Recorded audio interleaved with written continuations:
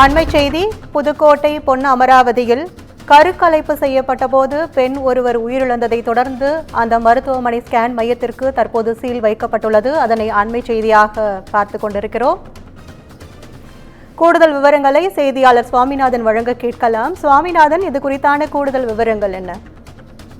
வணக்கம் கற்பகம். அதாவது புதுக்கோட்டை மாவட்டம் கரும்புகுடி அருகே உள்ள மஞ்சுவர்தி கிராமத்தைச் சேர்ந்த பரிமலேஸ்வரன் என்பவரது மனைவி கலைமணி.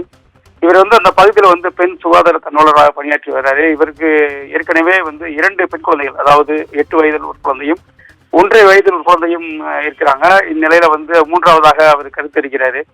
அந்த பொண்ணு கருத்தரிக்க அப்புறம் போய் செக் பண்ணி பாக்குறாங்க. பொன்னமராவில் உள்ள துர்கா மருத்துவமனைன்னு சொல்லி தனியார் மருத்துவமனையில அந்த வயிற்றுல குழந்தை கரு ஆனா பெண்ணாங்கிறத பரிசோதனை பண்ணி பாக்குறாங்க.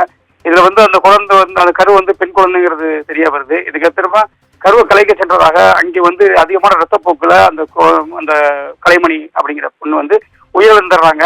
கலைமணி உடல் பிரேத பரிசோதனைக்காக புதுக்கோட்டை அரசு மருத்துவக் கல்லூரி மருத்துவமனையில சிகிச்சை உடலாக வைக்கப்பட்டுள்ளது. இந்நிலையில சட்டப்படி அவங்க பண்ணது தப்பு.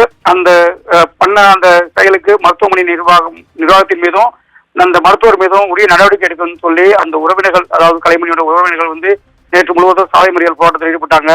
அதனைத் தொடர்ந்து இன்று காலை மாவட்ட ஆட்சியர்கிட்ட அவங்க இந்த சம்பந்தப்பட்ட மருத்துவமனை மீதும் மருத்துவர்கள் மீதும் உடனே நடவடிக்கை எடுக்கணும்னு சொல்லி என்னுடைய தந்தையார் மனு கொடுத்திருந்தாரு.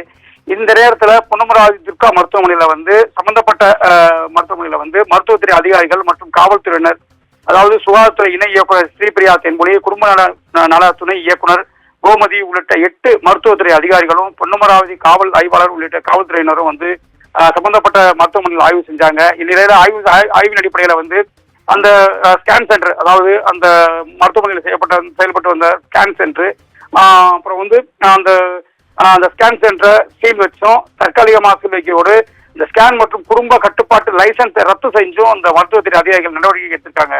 கற்பகம், உங்கள் விவரங்களுக்கு நன்றி சுவாமிநாதன்.